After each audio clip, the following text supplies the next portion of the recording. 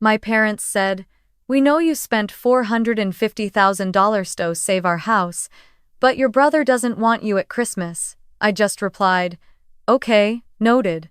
That was the night they realized I was done being taken for granted. What happened next shocked them. My name is Ava Miller, and on the night everything changed, I was sitting alone in a quiet office tower in downtown Portland, Oregon, watching the city disappear under the first soft snowfall of December. I was 31, a senior risk analyst who had built a life around calm decisions, clean numbers, and steady hands. People often told me I was the rock in every crisis, and maybe that was true, at least professionally. But outside the office, in the space where family should have felt like home, I had always been more like a spare part, useful, dependable, forgettable. That night, I didn't know yet that my family was about to make that painfully clear. It was close to 9 p.m. when my phone buzzed against the edge of my desk. The office was nearly empty, just the hum of the heater and the distant whir of a copy machine resetting itself for the night. I glanced at the screen expecting a work notification, but instead, Mom's name lit up with a short message. "Call us right now. It's important." My stomach tightened, not with fear, but with familiarity. Urgent messages from my parents rarely meant emergencies. They usually meant money, or David. Usually both. I exhaled slowly, pressed the call button, and waited. Mom answered immediately, her voice more composed than usual. "Ava, sweetie, finally. We've been waiting." Dad's heavy breathing hovered behind her, the way it always did when he wanted the conversation to end before it even began. "What's going on?" I asked, leaning back in my chair. Mom didn't waste time. "Your father and we found the paperwork." Her tone wasn't accusing, it was oddly formal, matter of fact. "We know you used $450,000 to save the house. The mortgage, the taxes, everything." I blinked at the wall, my expression unreadable. "Okay," I said quietly. I hadn't expected gratitude, and I certainly hadn't received any when I paid it, so the sudden acknowledgement now felt almost absurd. But then her voice shifted into something even calmer, almost clinical. "Anyway," she said, "your brother doesn't want you at Christmas this year." For a second, I thought I misheard her. "I'm sorry, what?" "David said it would make things complicated if you came," she continued. "He feels uncomfortable, especially after everything that happened with the house." Dad spoke up then, his tone firm as if delivering a verdict. "It's better if you sit this one out, Ava, just for this year. We need to respect your brother's feelings."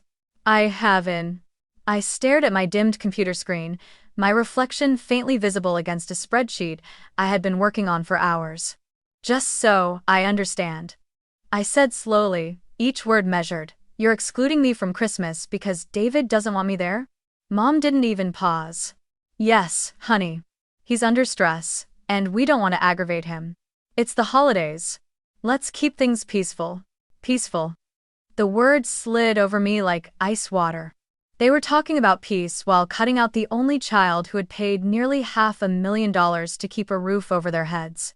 They were choosing my brother again with the same ease people choose a dessert at a restaurant. No hesitation, no consideration. I felt nothing at first. Not anger. Not heartbreak. Just an eerie, absolute stillness. As if my emotions had stepped outside the room and left me sitting alone for a moment. In that void, I could hear the faint buzzing of a fluorescent light above me and the soft tap of snowflakes hitting the window. "Okay," I said. My voice surprised even me, steady, flat, a single unbroken line. Then I added the only two words that felt right, two words that didn't plead or protest, two words that marked a quiet split inside me. "Noted." A strange silence followed. I think they expected me to argue, or cry, or ask if they were serious. But they had underestimated how many times a person can be pushed aside before the wound becomes scar tissue. "Well," Mom said, sounding thrown off for the first time. "I'm glad you understand."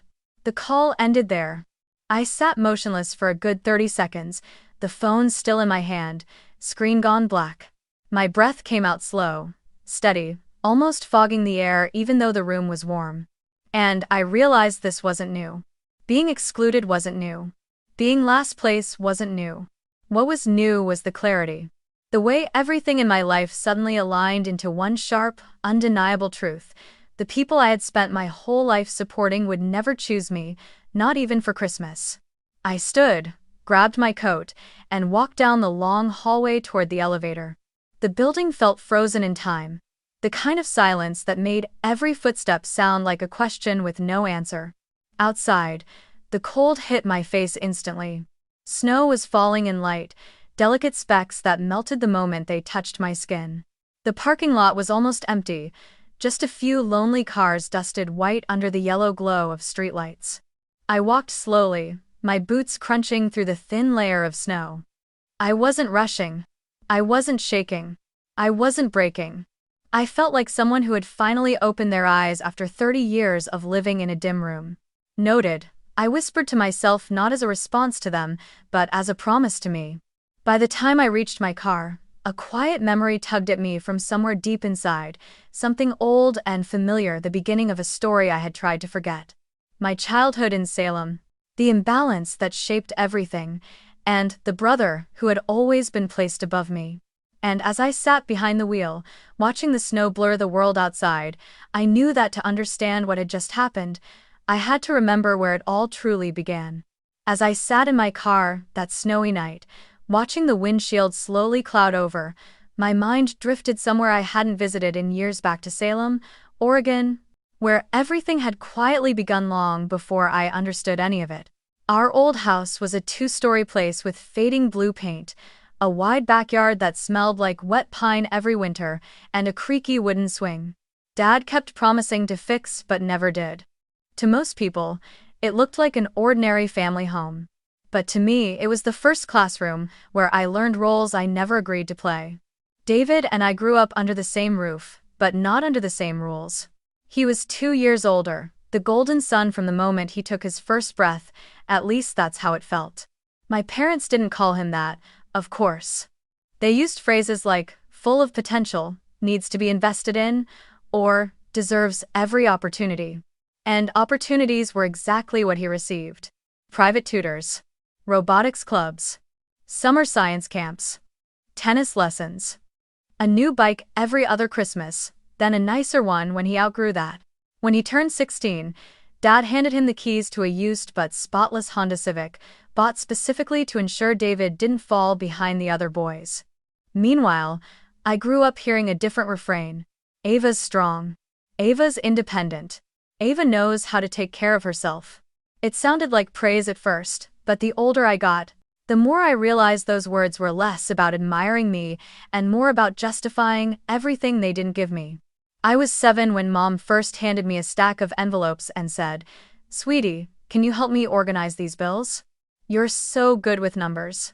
I didn't understand a thing written on them, but I tried. At 8, she had me copy down household expenses into a notebook because you write neater than I do. At 9, I was balancing the grocery list against the weekly budget. I remember sitting at the kitchen counter with my legs dangling off the chair, trying to stretch the food money further so Mom wouldn't sigh the way she did whenever she looked at the bank account. By the time I hit middle school, I could calculate late fees, track bill cycles, and predict which month Dad would forget the electric payment again. Not because I wanted to, but because someone had to. And in our family, someone always meant me. David, on the other hand, never touched a bill in his life. He breezed through childhood with the confidence of someone who had never been told no. When he wanted a new laptop, they saved for it. When he wanted to join a club that cost hundreds every semester, they found the money somehow. When he struggled with a class, they hired a tutor within a week. Every problem he had was treated like a crisis. Every problem I had was treated like something I'd eventually figure out on my own. I still remember one evening in the living room. I must have been around 11. David cried because he got a B on a science test. Mom hugged him, stroked his hair, and whispered, "We'll get you whatever help you need, sweetheart. We believe in your potential." I sat at the dining table nearby, working through my homework alone, my head down. My math grade had dropped too. That year no one asked why. The message was clear even then. David was the future. I was the fallback plan. But what I remember most vividly about those years wasn't resentment, it was responsibility. A kind of quiet responsibility that seeped into my bones before I understood how heavy it was. I was the kid who remembered appointments, who reminded Dad to pay the water bill, who packed the family backpack on day trips, who checked that the back door was locked at night. If something slipped through the cracks, the house felt off-kilter. If David forgot something, it was excused. If I forgot something, it was a lesson in being more careful next time. There was one afternoon in high school that sums up our childhood perfectly. Mom sat at the dining table sorting mail, the late afternoon light slanting across the wood. David walked in, excited, waving a flyer for some competitive leadership camp in California. "Mom, I want to go. Everyone cool is applying." She scanned the flyer and without hesitation said, "We'll make it work. This could be huge for your future." Then, almost as an afterthought, she turned to me and asked, "Ava, can you help me calculate the costs and payment deadlines? You're the organized one." David got the camp. I got the spreadsheets. But the moment that stayed with me longest happened on a rainy Saturday when I was maybe 15. I overheard my parents talking in the kitchen while I cleaned the living room. Mom sounded tired but determined. "David needs every advantage," she said quietly. "He could really be someone. We have to invest in him." Dad responded in a grunt. "And Ava?" Another pause. The kind of pause that teaches you something without a single word being spoken. "Ava's strong," Mom concluded. "She'll be fine. She always is." I remember wiping the counter mechanically, pretending I hadn't heard a thing, pretending I didn't feel something in my chest shift into a place I'd never quite be able to shift back from. That was the day I understood the truth. They weren't ignoring me out of malice, they just truly believed I didn't need them. They thought I was built to endure. Maybe that's why I became the person I am today, calm, collected, the one who steadies the ground when everything else is shaking. But strength built from necessity isn't the same as being cared for. And independence forced too early becomes a cage disguised as competence. Sitting in my car decades later, watching the snowfall blur the world outside, I realized that the phone call I'd just received wasn't an isolated wound. It was simply the final echo of a childhood where my worth was measured by how much I could hold together. And for the first time in 30 years, I felt something shift not inside my family, but inside me. By the time I left Salem for college, the roles in our family were already carved in stone. David was the one being launched toward greatness, and I was the one who kept the gears from jamming. Nothing dramatic, nothing spoken outright. Just a quiet assignment handed to me through years of patterns, expectations, and the kind of praise that feels more like duty than love. It didn't surprise anyone when I earned a full scholarship to Oregon State. I worked for it late nights studying at the dining table, tutoring classmates for extra cash, stacking every achievement I could like bricks under my feet. My parents congratulated me, of course, but in a tone that suggested it made perfect sense. "Ava's smart," they said. "Ava figures things out." As if effort and exhaustion were my native language. David's path was different. When he got into a private university in California, the celebration lasted for weeks. There were dinners, phone calls to relatives, even a small backyard party. "He deserves this," Mom kept repeating. "We want him to have the best."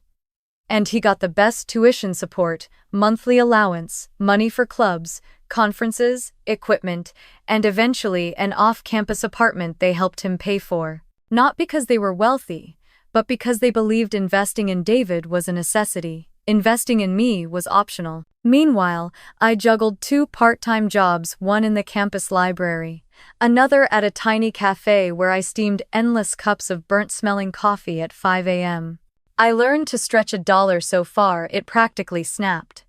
Ramen, used textbooks, thrift store clothes, long walks instead of bus fare. I didn't resent it, not then.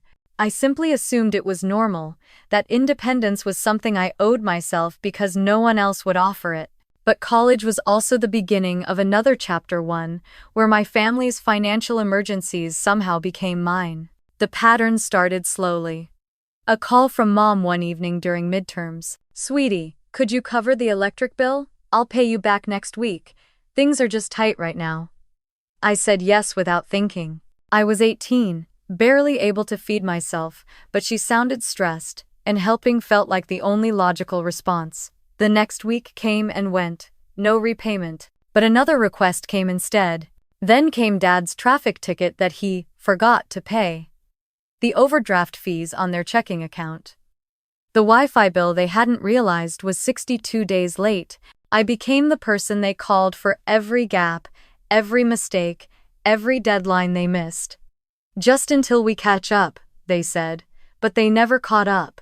They never tried to, either not when they had me. By the time I graduated, it wasn't unusual for me to wake up to 3 missed calls and a text like, "Ava, can you help cover this until we get paid? David is under so much pressure already." Somehow, everything was always about not stressing David.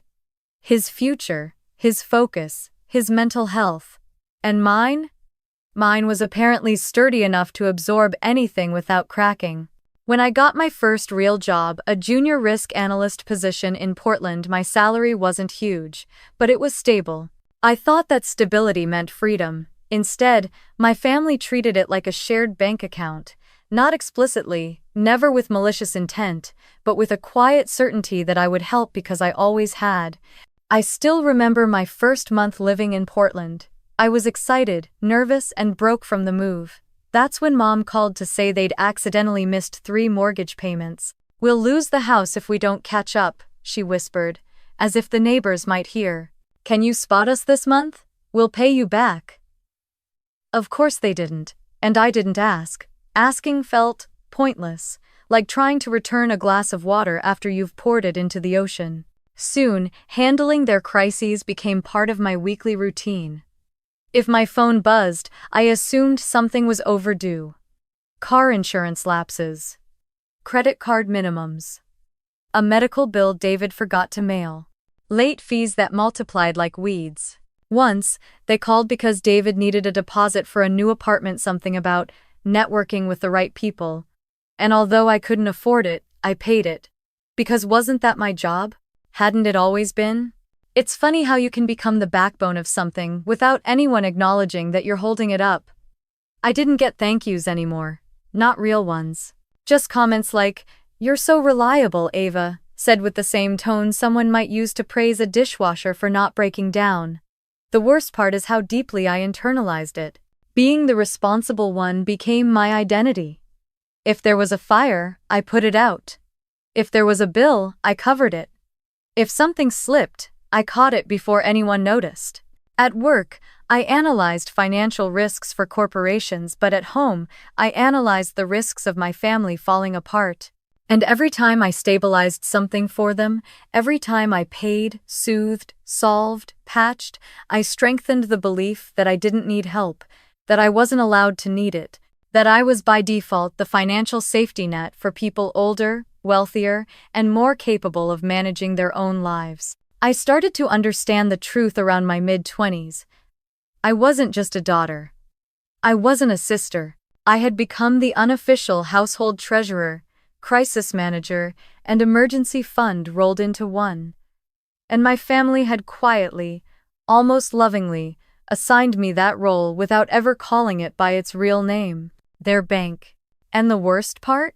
I kept fulfilling that role because I didn't know how not to. Because somewhere deep inside, the little girl who learned to stretch grocery money still believed that holding everything together was the only way to be valued. Sitting alone in the car years later, snow falling gently outside, I realized something that hurt more than the Christmas call itself. This pattern had started so long ago that my family didn't even recognize it as a pattern. To them, I had always been the person who could handle anything. So of course I could handle this too. Except, for the first time in my life, I wasn't sure I wanted to. A year before the Christmas call, the call that finally drew a line through my heart, I faced the biggest financial crisis my family had ever pulled me into. It started with a voicemail from Mom, her voice breathless, trembling in a way I had only heard twice in my life. Once when she crashed the car years ago, and once when David failed a college class that almost cost him his scholarship. "Ava, "Call me back," she said. "It's urgent. It's the house." Quote. I called immediately, and Mom answered on the first ring. She didn't waste a second. "We got a notice today," she gasped. "A foreclosure notice."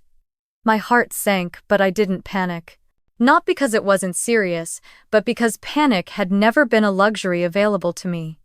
"Send me everything," I told her calmly. "Every document, every bill, every letter. I'll look at it tonight," she cried in relief. "I knew you'd know what to do," she whispered. When the PDFs arrived, I opened them on my laptop in my small Portland apartment, sitting on the edge of my bed with a notebook and a pen. As I scanned through the pages, the weight of what my parents were facing settled over me like wet cement. 3 months of unpaid mortgage. Accumulated late fees. An interest rate spike from a previous refinance they had agreed to without reading the fine print. Credit card debt so high, I had to count the zeros twice. Property taxes overdue by nearly a year. And then buried among the papers, a line item showing money my parents had lent David for business investments, which he had never repaid. It wasn't one mistake. It wasn't even a series of mistakes. It was years of mismanagement, denial, and wishful thinking stacked into a mountain that was now collapsing, and the foreclosure date was set. Weeks away. If they didn't pay a significant portion immediately. The house, the place where I grew up, the only place my mother had ever lived since marrying my father, would be taken. That night, I drove to Salem. It was dark when I arrived, but the entire house was awake. Mom was pacing. Dad was sweating. David was talking fast about some big investment payout that was so close. The same line I had heard 100 times. If pressure were currency, David would have been a billionaire long ago. As I stepped into the kitchen, all eyes turned to me. Not because I was the favorite, not because they trusted my wisdom, but because they trusted my ability to fix things. "It's bad," I said, laying the papers on the table. "Worse than I expected." Mom let out a small sob. Dad rubbed his forehead. David leaned back, arms crossed, as if waiting for me to present a solution like an employee delivering a report. "How much do we need?" Dad finally asked. "To stop the foreclosure?" I replied. "At least $120,000 right now, and more to stabilize everything long term." The silence that followed was thick and suffocating. Dad muttered something about refinancing again, but I shook my head. "You won't qualify. Not with your credit. And not with this level of delinquency." David jumped in, eager to look useful. "Like I said, my investment is coming soon. I can put in money once that hits." I looked at him, exhausted. "David, your investment has been coming for 3 years. He scowled. "You don't understand business." I wanted to laugh, but I didn't. Later that night, while the rest of the house spiraled between despair and denial, I stepped into my old childhood bedroom and sat on the edge of the bed. I stared at the wall, thinking. I had savings carefully built over years of budgeting, sacrifices, delayed vacations, skipped luxuries, money that wasn't for emergencies, money that was supposed to be my future. A down payment for a home. A sense of stability I'd never had growing up. It was the nest I had built for myself because no one else ever would. But now, that future was pulling against the present in the ugliest possible way. I could walk away. I could say, "I'm sorry, I can't help you. This isn't my responsibility." And I would be right. Completely, morally, ethically right. But the truth was simple and brutal.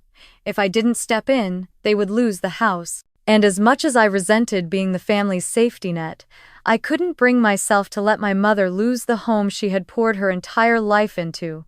That house was where she planted her garden every spring, where she decorated the living room with garlands every Christmas, where she stayed up late sewing costumes for my middle school plays. A lifetime lived between those walls. So I made the choice. I told them the next morning. "I'll cover it," I said. "All of it." Mom burst into tears of relief. Dad finally exhaled. David nodded like I had confirmed something he already suspected. not gratitude expectation.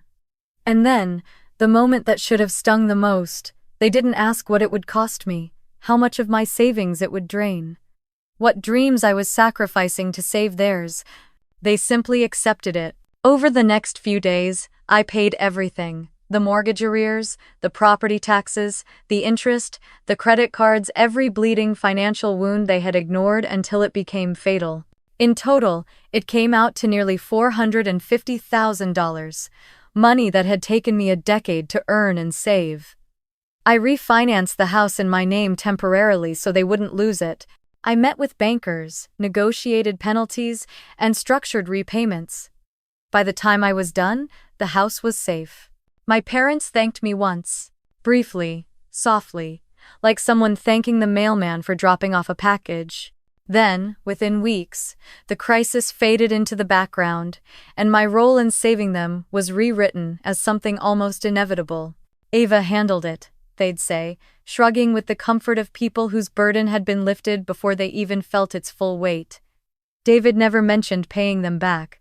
Not once. Life resumed as if I hadn't single-handedly kept them from collapsing, and that more than the exhaustion, more than the money was what stayed with me. Because when you save people who refuse to change, the reward is often silence, not gratitude, not respect. Just silence layered over an expectation that you'll do it again. And a year later, when they told me I wasn't welcome at Christmas, that silence finally became impossible to ignore. When I got home after the phone call, the call where my parents calmly informed me that my brother didn't want me at Christmas, and they agreed, I didn't cry. I didn't scream. I didn't collapse against the door like someone in a movie whose world had just shattered. Instead, I walked into my apartment, hung my coat on the hook by the door, and stood in the silence. It wasn't the silence of peace. It was the silence of impact, the moment right after something sharp enters you but before the pain blooms, like being stabbed in a way that doesn't draw blood, only breath. I sank onto the couch without turning on the lights. The only illumination came from the faint glow of the city outside my window, a street lamp flickering against falling snow, headlights sliding past on the wet pavement, the red blinking of a distant radio tower. I stared into that dimness and tried to understand what I was feeling. It wasn't shock. Nothing my family did could shock me anymore. It wasn't even betrayal. Betrayal requires the expectation of loyalty. What I felt was something smaller and heavier. A quiet, sinking realization that I had spent my entire life standing in a place I was never meant to stand. Being excluded wasn't new. Being unappreciated wasn't new. Being the afterthought wasn't new. What was new was that, for the first time, I saw the pattern clearly. Saw how deeply the roots ran. Saw how long I had allowed myself to play the role of the strong one, the mature one, the reliable one, as if those labels meant I didn't need love, inclusion, or softness. As if being capable meant being invulnerable. I had told myself for years that someday, my parents would see me. Someday, they would realize I was more than the person who solved their crises. Someday they would treat me like a daughter, not a resource. But that night, hearing the steadiness in my mother's voice as she said David feels uncomfortable, hearing my father back her up without hesitation, that was the moment I understood.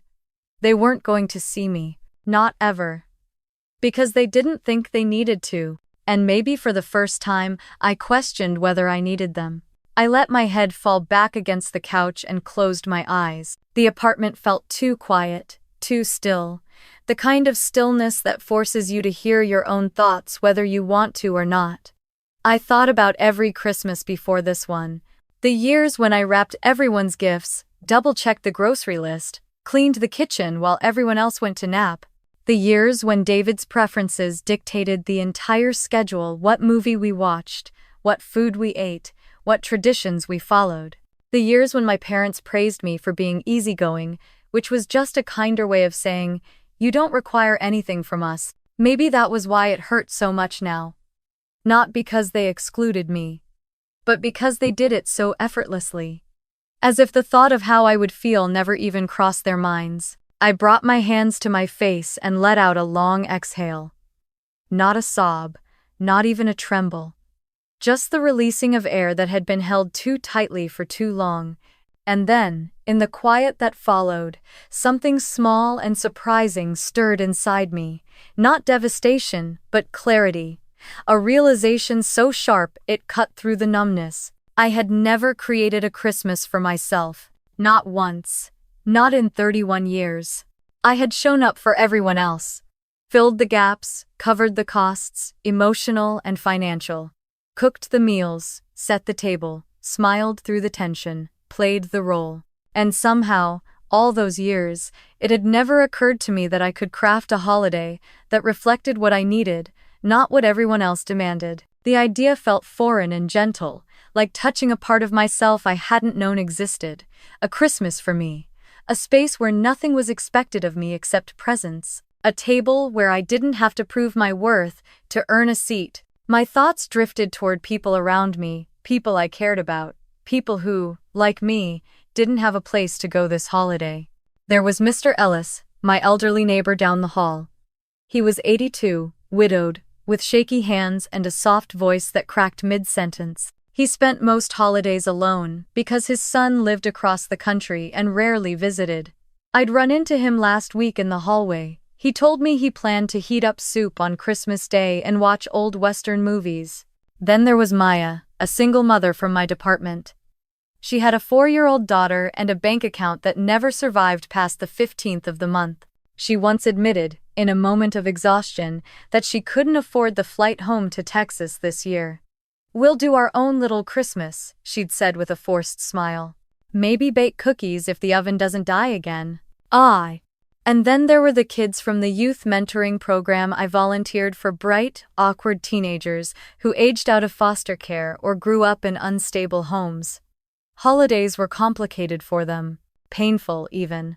I'd heard one of them joking that Christmas for him meant pretending to be asleep so the day goes faster. As I thought about them, something softened in my chest.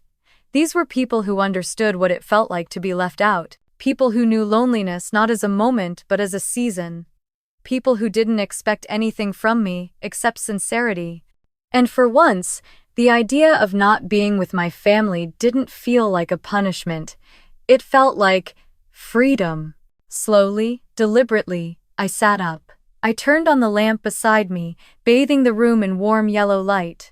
Then I opened my laptop and typed 3 words into the search bar: Christmas dinner ideas.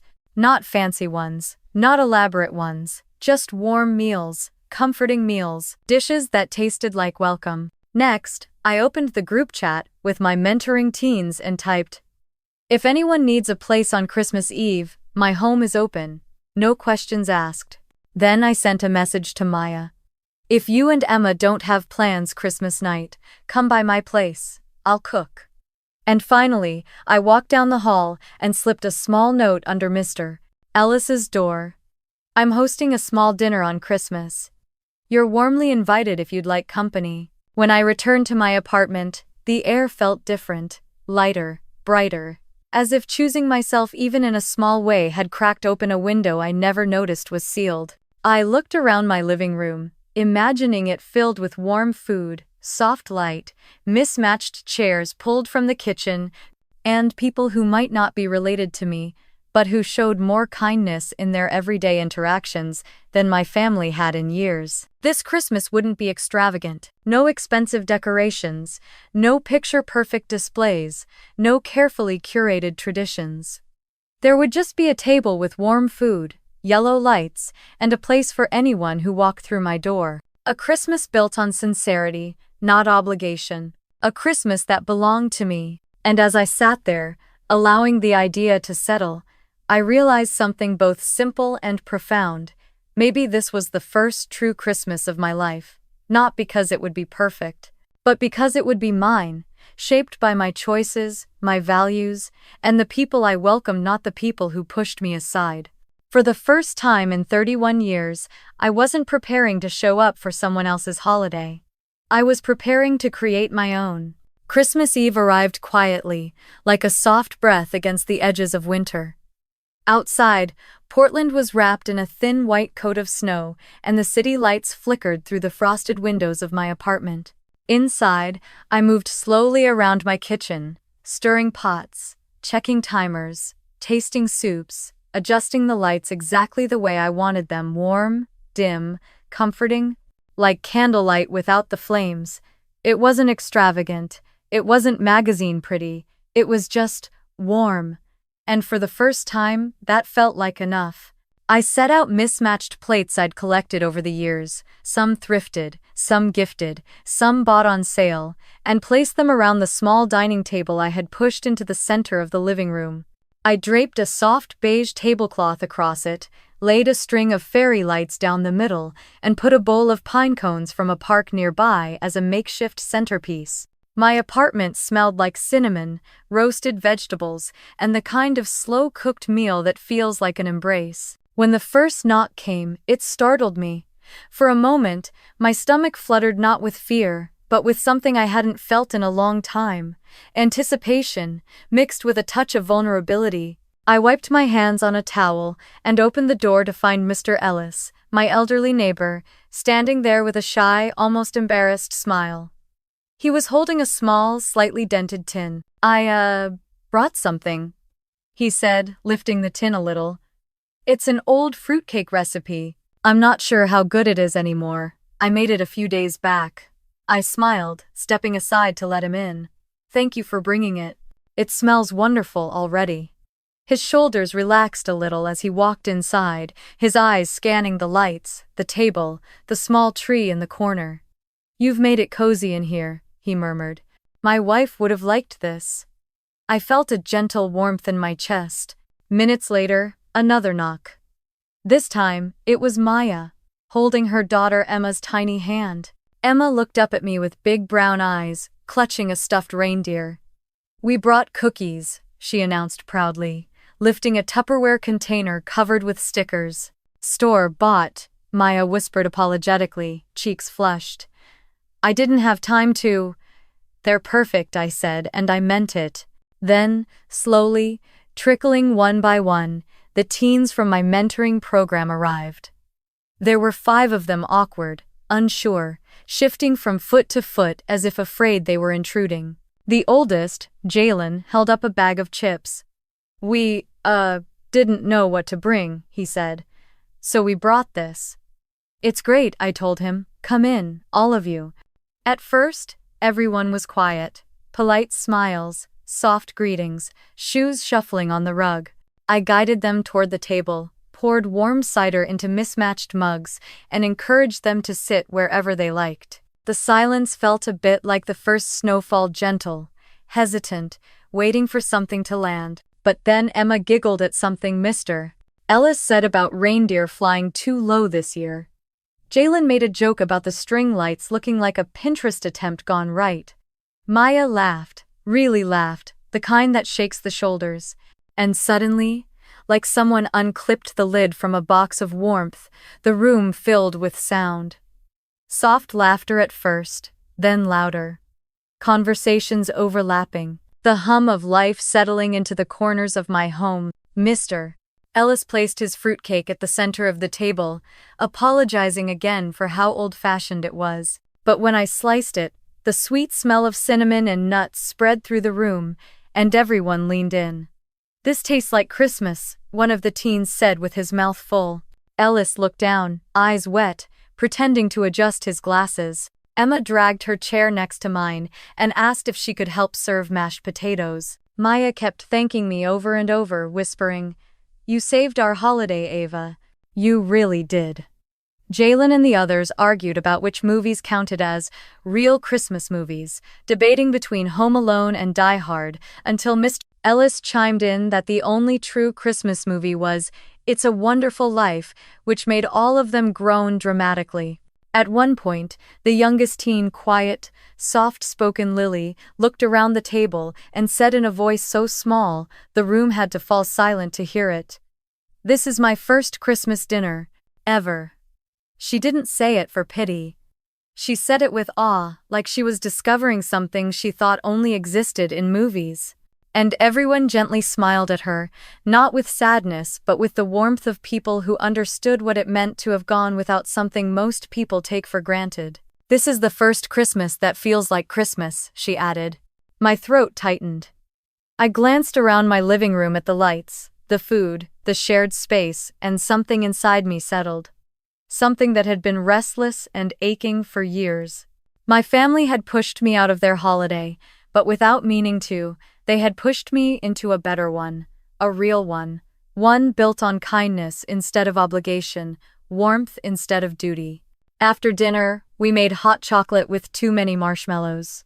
Emma insisted on adding whipped cream to everyone's cup, including Mr. Ellis's, who accepted it even though he claimed he hadn't had sugar after 7 p.m. in 20 years. Someone suggested playing music, so Lily connected her phone to my speaker and played a playlist of soft acoustic holiday songs. The sound filled the apartment, weaving through the laughter, the clinking of cups, the faint whistle of wind outside. We took a group photo, not planned, not posed, just everyone gathered naturally around the table with smiles that reached their eyes. When I looked at the picture later, I realized it was the first Christmas photo I'd ever been in where I didn't feel like a background character. As the evening wound down, one by one they gathered their coats, hugged me goodnight, and thanked me in voices that felt honest, not obligatory. Mr. Ellis squeezed my hand and whispered, "Your table felt like home tonight." Maya kissed my cheek and said she wished she had met me years ago. The teens promised to come help me take down decorations next week, already planning snacks and playlists for it. When the door finally closed and the apartment returned to quiet, I didn't feel empty. I felt full in a way I had never known. I walked around the room slowly, touching the back of a chair here, unplugging a string of lights there, taking in the remnants of warmth left behind like footprints. I sat on the couch, pulled a blanket over my legs, and let myself smile. A real smile, soft and deep, one that came from inside instead of being forced onto my face to keep the peace. My parents had cut me out of Christmas, but I had created something better, something that didn't require me to shrink, sacrifice, or disappear. A space where every person at the table mattered, including me. For the first time in my life, Christmas had been mine. And it was warm. The morning after Christmas arrived colder than the night before. A thin layer of frost clung to the windows, turning the city into a pale watercolor wash, and my apartment still held the faint smell of cinnamon and roasted vegetables from the night before. I woke up with a strange lightness in my chest, the kind that comes from doing something good, something right, something chosen. I wrapped myself in a blanket, holding a mug of warm tea, as I replayed the laughter, the warmth, the clinking mugs, the way everyone left a little happier than they arrived. For the first time in my life, the day after Christmas didn't feel like a descent back to reality. It felt like a gentle continuation of something good. And then the knock came. Sharp. Repeated. Not the knock of someone uncertain or polite. The kind that demanded, not requested, entry. Before I could even put down my mug, the knocking escalated into pounding. I walked to the door, heart tightening not with fear, but with that old, familiar heaviness I thought I had left behind. I opened it to find my parents and David standing in the hallway. No warning, no call, no text. Just 3 faces lined with cold anger. Mom stormed in first, brushing past me without waiting for an invitation. Dad followed, jaw clenched, shoulders stiff. David entered last, arms crossed, eyes flaming with indignation, as if he were the one betrayed. My apartment suddenly felt too small, too warm, too intimate for the storm they brought with them. Mom spun toward me. "How could you?" she snapped. Her voice was louder than I'd heard in years. "How dare you tell everyone we banned you from Christmas?" I blinked. "I didn't tell everyone anything." Dad stepped forward, face flushed. "Your aunt called us this morning. Your cousins, too. They said you told people we didn't let you come. You embarrassed us, Ava." Embarrassed. That was the word. Not hurt, not concerned, not even confused. Embarrassed. David scoffed dramatically, shaking his head. "This is unbelievable. You always twist things to make us look bad." I stared at him, heat rising in my palms but not my voice. "I told the truth. You did tell me not to come. David's face twisted. I said it would be uncomfortable for me. You didn't have to make a big deal about it. And Mom and Dad only agreed because you're always so dramatic. Mom cut in sharply. And now the whole family thinks we're cruel. We were humiliated at Christmas dinner. Humiliated, Ava. Dad chimed in, the words clipping out like snapped branches. You had no right to spread private family issues to outsiders. Outsiders. I almost laughed. Of course, neighbors, co-workers, kids I mentor, all outsiders. People who showed me more warmth in one evening than my family had shown me in years. But I didn't say a word. Mom looked around my apartment, then at the extra chair pulled up to the table, the crumbs left on plates, the pine cones still resting in the bowl. So you had your own little Christmas, she sneered. Did you tell everyone we abandoned you? That we're terrible parents? Her voice sharpened into something brittle. How could you do this to us? Do this to them? The thought echoed inside me. David stepped closer, jabbing a finger toward me like I was a delinquent employee. What you can do now, he declared, is make it right. His tone was matter-of-fact, confident, entitled. My project needs funding again. You know the situation I'm in. And the house after the storm last month? The roof is leaking. We need that fixed before January. He gestured between himself and our parents. So here's what we're thinking. You pay for the repairs and cover another round from my investment account. Then we'll all move past this. It was so astonishing, so absurd, so deeply familiar that I felt a strange detachment wash over me, like I was watching someone else's life from across the room. My family, my flesh and blood, had shown up the day after excluding me from Christmas, not to apologize, not to ask how I was, but to demand more money. David, I said quietly. You told them you didn't want me there. He threw his hands up. Because you make everything uncomfortable. You show up with your quiet judgment, acting like you're better than us. It's selfish, Ava. He leaned forward. But you can still fix all this. Do what you always do. Do what I always do. Hold everything together. Pay for the damage, financial and emotional. Absorb the blame. Dad nodded sternly, validating David's demands. Your brother is trying to build something important. We need you to support him right now instead of making things worse. And in that moment, something inside me fully, completely, stilled. Not broke, no. It didn't feel like breaking. It felt like everything had snapped into place. The truth I'd been circling finally settling where it belonged. They weren't here because they loved me. They weren't here because they missed me. They weren't even here because the family was upset. They were here because they needed their financial safety net back in its rightful position. They were here because, in their minds, I was still the fixer, still the responsible one, still the daughter who never said no. I sat on the arm of my couch, hands folded, shoulders relaxed, silence wrapped around me like a coat. And I let them talk, let them complain, accuse, demand for minutes that stretched into what felt like hours. Mom's voice rose and fell. Dad's anger simmered like a low flame. David paced, ranting, gesturing, pointing. And I listened with complete calm. Not because their words didn't hurt, but because, for the first time in my life, their words didn't control me. I didn't defend myself. I didn't justify. I didn't explain. I didn't absorb. I just listened. And the more they spoke, the more I realized how deeply I had changed. When the room finally went quiet and 3 angry faces stared at me, expecting my apology, or my agreement, or my financial commitment, I simply breathed in, breathed out, and waited. Because I knew exactly what I would say next, but not yet, not until they were done. And for once in my life, I let them run out of words before I used mine. For a long moment after their accusations finally died down, the apartment felt unnaturally still. My parents stood frozen in the center of my living room, coats half unzipped, snow melting onto my rug. David paced near the coffee table like a caged animal, waiting for me to break the silence with the same predictable sentence I'd used my entire life. Okay, I'll help. But he didn't say it. Instead, I let the quiet stretch. I let it settle over the room like dust, like truth, like the final seconds before a long overdue storm breaks. My hands were steady, my breathing calm, my heart beat slow, not from numbness, but from certainty.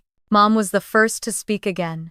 Her tone was a mix of frustration and entitlement, wrapped in the faux softness she used whenever she wanted something from me. "Ava, sweetheart, listen. You saved the house once, you can save it again. It's not a big deal for you." Dad nodded instantly, stepping closer, authority rolling off him like heat. "You've always been the responsible one. Your brother needs help right now.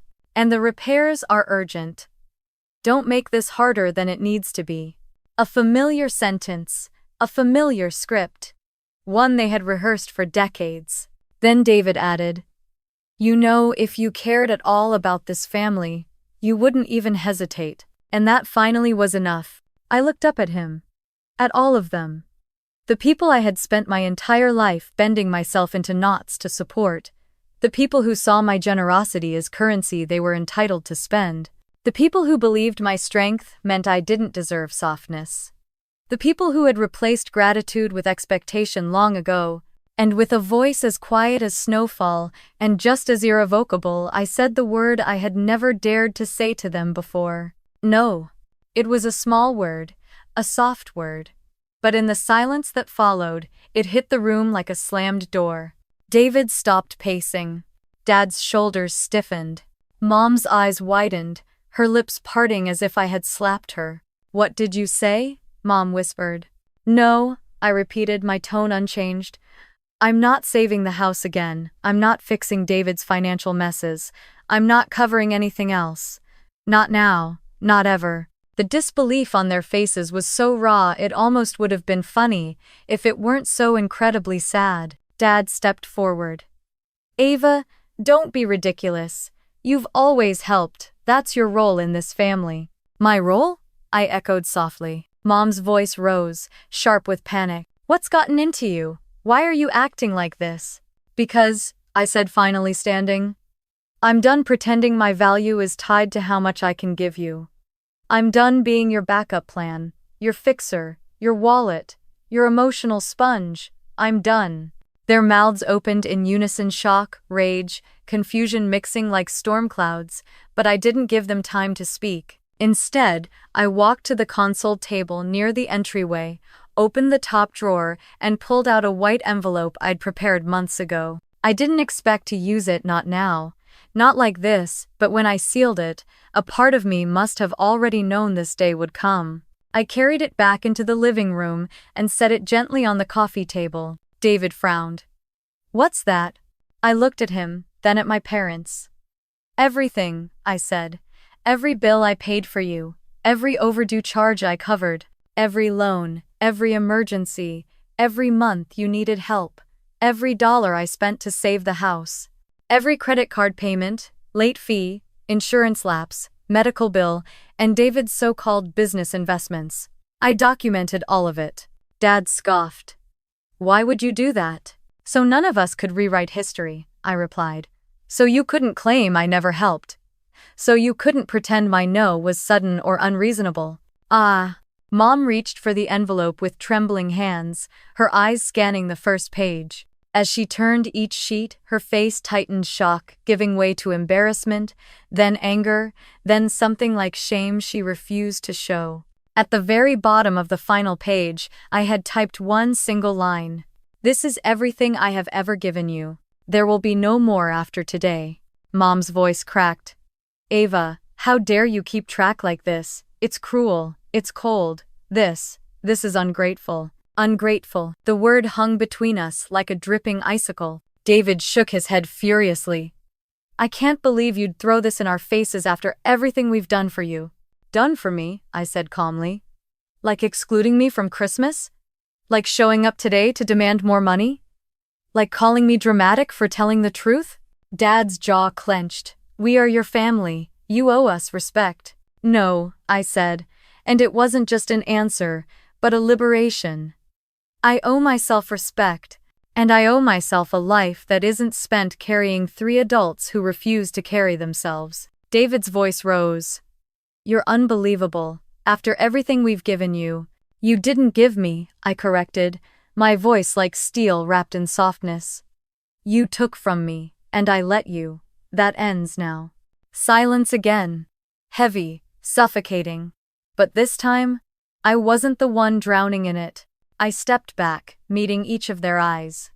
I don't owe anyone in this house another dollar, another apology, another explanation, another sacrifice. I have spent 30 years being the responsible one. I'm choosing myself now. Mom's face crumpled into anger. So you're just abandoning us? Leaving us to fend for ourselves? I nodded once. Yes, the same way you left me out in the cold this Christmas. Dad opened his mouth to argue, but I raised a hand, calm, firm, final. It's time for you to go. They stared at me like they didn't recognize me, like the girl who always said yes had vanished and been replaced by someone they couldn't control. And in a way, she had. David scoffed, turning toward the door. Fine, but don't come crawling back when you realize how selfish this is. Mom followed, muttering under her breath. Dad lingered a moment longer, as if hoping I'd crack, but I didn't. I simply held the door open, waiting. Finally, he stepped out, and I closed the door behind them. No tears, no guilt, no second guessing. Just a quiet, powerful certainty. I didn't owe them anything anymore. New Year's Eve arrived only a few days after I had closed the door on my family literally and figuratively. I didn't know their plans, and for the first time in my adult life, I didn't care.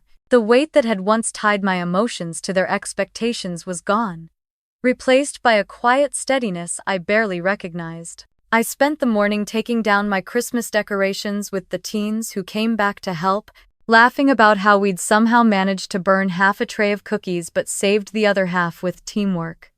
My heart felt full in a way I couldn't explain, like a room inside me had finally been opened. But in another part of Oregon, in a house I once saved, the evening was unfolding very differently. My parents had planned a large New Year's Eve gathering not just to celebrate but to repair their reputation after the Christmas fiasco. Their goal was simple: make sure the extended family saw them as the respectable, proud household they believed themselves to be. They also planned to introduce David's fiancée, a woman I'd never met but had heard about in passing. According to David, she was from a good family, which meant in his mind that she would be someone to impress. Impressing people had always been their currency, but this time, they didn't have mine to spend. By early evening, relatives began arriving. Cars pulled up in front of the house. Coats were shaken off. Bottles of wine were offered. Compliments were exchanged. And almost immediately, things began to unravel. The food was the first sign. My parents had under-budgeted and overestimated their ability to host a crowd. Platters ran empty before half the guests arrived. My mother tried to hide her panic, whispering to my father to run out and buy more. But he hissed back that the stores were closed and they should have prepared better. A simple argument, but the kind that cracks the first seam. The decorations were the next. Half the string lights flickered like dying fireflies, and the large banner reading Happy New Year 202X hung crookedly, taped instead of pinned because the pushpins had run out. My parents normally would have asked me to fix something like that quietly, behind the scenes, without credit, but I wasn't there. And the banner stayed crooked. Then the roof started leaking. A slow drip at first, then a steady plink plink plink into a decorative bowl on the dining table. Guests paused mid-conversation, glancing upward as though the ceiling itself were groaning under the pressure of years of financial neglect. My mother nearly cried. My father cursed under his breath. David barked orders as if yelling at the house would stop the water from falling. But the worst problem struck when the heat went out. One moment the house was warm, buzzing with the chatter of relatives. The next, the air thinned into a cold draft that seeped under doorways and wrapped itself around people's ankles. The furnace, neglected for years, sputtered and died with a loud metallic cough. A cousin from Bend joked that it felt like they were at an outdoor camping trip. No one laughed. Guests started rubbing their hands together, pulling scarves from their bags, asking awkwardly, "Are you sure the heat is coming back on?" My parents insisted it was just temporary, but their voices trembled. No one believed them. As the discomfort grew, so did the questions. Where's Ava? I haven't seen her in forever. She's always the one helping with these things. Is she coming later? My mother's face tightened more with each inquiry. My father grumbled excuses about me being busy, uncooperative, dramatic. But relatives notice things they always do. An aunt leaned in and whispered, "Did something happen at Christmas?" A cousin asked, "Why wasn't she invited?" Another chimed in, "She's the responsible one. It's strange she's not here." Quote. And then, because every family has at least one person who doesn't know how to keep a secret, my great-uncle, already tipsy from champagne, blurted out the truth in a single careless moment. Well, considering Ava's the one who paid over $400,000 to save this house last year, maybe she needed a break. The room fell silent. Utterly, painfully silent. My mother's glass froze halfway to her lips. My father's face drained of color. David nearly dropped the mini quiche he was holding. Guests stared at them confused, stunned, whispering, "Ava paid what? $450,000? She saved the house? Why didn't you tell us? Why isn't she here then?" It was the exact kind of revelation my parents had spent their lives avoiding, the kind that peeled back the glossy surface they'd polished for others and exposed the truth underneath. They were not the stable, generous, self-sufficient family they portrayed themselves to be. They had been carried quietly, consistently by the one daughter they undervalued. Mom tried to regain control of the narrative, but the relatives were relentless, pressing for details, shocked that they would treat the child who saved their home with such indifference. Dad tried to defend himself, but his words cracked under the weight of contradiction. Someone asked why they didn't repay me. Another wondered aloud how they could cut me out of Christmas after such a sacrifice, and then the dam broke. It started with my parents arguing with each other, loudly, in front of everyone. Mom blamed Dad for the financial decisions. Dad blamed Mom for mismanaging the bills. Both blamed David for borrowing money he never repaid. David shouted that they should have managed their own finances better. Mom cried that David was supposed to be the successful one, and Dad retorted that I had been the only dependable child they had. Guests stood there frozen, clutching plates and champagne glasses, watching the image of the perfect family crumble into shards at their feet. And in the middle of it all, David's fiancée stood quietly, arms crossed, eyes wide with a mixture of horror and certainty. She saw everything, every selfish demand, every unspoken expectation, every crack in the foundation of their dynamics. When David tried to pull her aside, she shook her head, whispered something sharp, and walked out of the house without looking back. He chased her to the porch, but she got into her car, slammed the door, and drove away. David returned inside red-faced and humiliated. The party ended early. People left in uncomfortable waves, murmuring that they had to get going, wrapping scarves tight around their necks, eager to escape the cold, literal and emotional. And while I wasn't there to witness it myself, word travels fast in families. By the next morning, 3 separate relatives had texted me versions of the same message. "It all fell apart without you. They finally showed their true colors. You deserved better, Ava. So much better." And for the first time in my life, I didn't feel the slightest sting of guilt. Only relief. Only freedom. Only the quiet, peaceful truth that my absence had revealed more than my presence ever could. A year passes quietly, when you're no longer carrying the weight of people who refuse to carry themselves. It slips by in small, gentle increments, morning sunlight through new curtains, the hum of a coffee maker in a home that finally feels peaceful, the soft laughter of people who show up not because they expect anything from you, but because they care. That was what the last 12 months felt like for me, a steady unfolding, a slow blooming of a life that was finally mine. I didn't speak to my parents again after that New Year's Eve, not out of bitterness, not out of anger, just absence, silence. The kind of quiet that feels natural, like a chapter closing exactly where it was supposed to. In the beginning, I kept expecting guilt to creep in. I kept waiting for that familiar tug, the sense of obligation, the reflex to check on them, fix things, put myself last. But it never came. Not once. And that was how I knew I had made the right choice. Work flourished in a way it never had when I was splitting myself between my job and my family's endless emergencies. Without the emotional drain, my focus sharpened. My confidence grew. I earned a promotion, then a team lead position. I took certification courses I had put off for years. For the first time in my adult life, I attended conferences without worrying about getting a panicked call about overdue bills. I said yes to opportunities because I wanted them, not because I needed the extra money to stabilize someone else's chaos. And with each step forward, the part of me that had once clung to my family's approval loosened and disappeared. I traveled, 2 places I had dreamed about but always postponed. A long weekend in Vancouver, a week exploring the redwoods in Northern California, a quiet solo trip to a cabin in Montana during the fall, where the trees glowed like amber flames. Every moment felt like reclaiming time I didn't know I'd lost. 6 months after the split, I bought a small house. Nothing extravagant.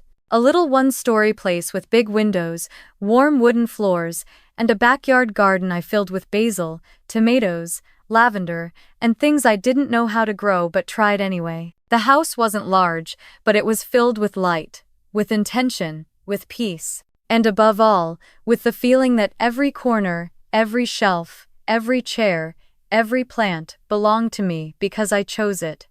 My family, now, looked different. Better. There was Mr. Ellis, my elderly neighbor, who came over every other Thursday for soup and conversation. There was Maya, whose daughter Emma had declared my house her second Christmas home. There were the teens from my mentoring program, several of whom stopped by on weekends to help in the garden or cook dinner together, turning my kitchen into a noisy, joyful mess of spices and jokes. These were the people who filled my life with laughter, warmth, and sincerity, none of which required me to shrink myself to fit their expectations.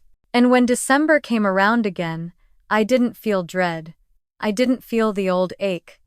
I didn't feel the ghost of last year's rejection. Instead, I spent the week before Christmas setting up my home for another holiday dinner, a bigger one this time. More food, more lights, more chairs pulled from every corner of the house. I strung warm golden lights along the windows, hung simple evergreen garlands, and cooked enough food to feed half the neighborhood. When I opened my door on Christmas Eve, the people I loved filled the space with soft laughter, loud chatter, and the kind of comfort that doesn't have to announce itself to be real. It was warm, alive, full of everything I had once begged my family to give me. On New Year's Eve, we did it again, this time with music loud enough to shake the walls, a bonfire crackling in the backyard fire pit, and a countdown shouted with genuine joy instead of forced smiles. At midnight, as fireworks burst across the Portland sky, someone put a hand on my shoulder and asked gently, "Do you ever miss them? Your family?" I didn't flinch. I didn't hesitate. I looked out at the glowing sky.